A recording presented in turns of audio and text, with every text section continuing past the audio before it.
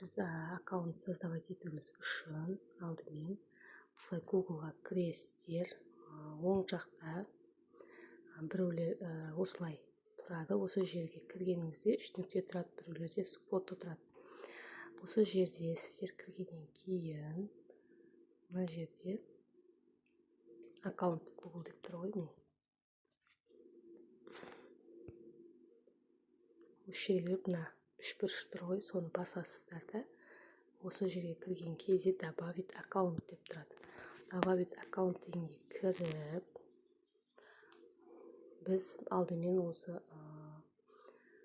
жасанды интеллект жасауымыз үшін аккаунтымыз болу керек.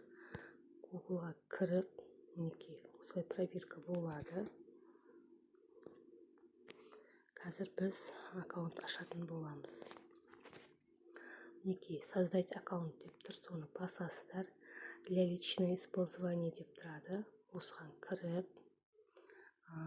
имя әркім өзі қалағанша есім қойса да болады. Мысалы мен Айко деп қояйын. Фамилия обязательно емес. Дегенге әркім өзі қалағанша қоя берсе де болады. Апрель, март, жылды да әрқалай өзіңіз таңдай бересіздер. Мысалға 94 деген сияқты.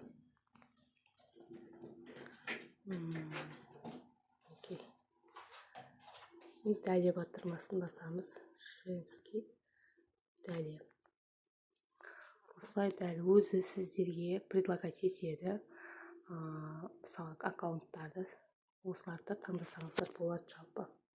Мінекей мен мысалға екіншісін алдым. A39783441 gmail.com деген. Далее батырмасын басамын. Пароль қой дейді. Міндетті түрде пароль қойған кезімізде жазып аламыз. Мысалға мен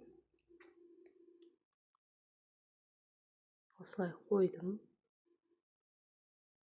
Бұл жерде менен әріптер сұрап тұр. Мысалға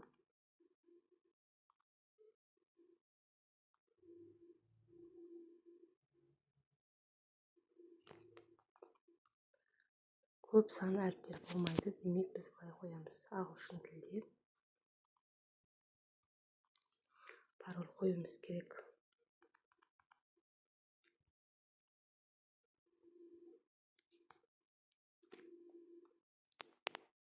Сақтап алуыңыз керек міндетті түрде. Мен қазір скриндап алдым. Сіздер міндетті түрде жазып алуыңыз керек. Мына жерде сұрап тұрды, мен сізден парольді сақтап қояйын ба деген сияқты сохранить қоямын. Еке, мен уже аккаунт аштым. Дәл солай сіздер де осылай аккаунт ашып алыңыздар.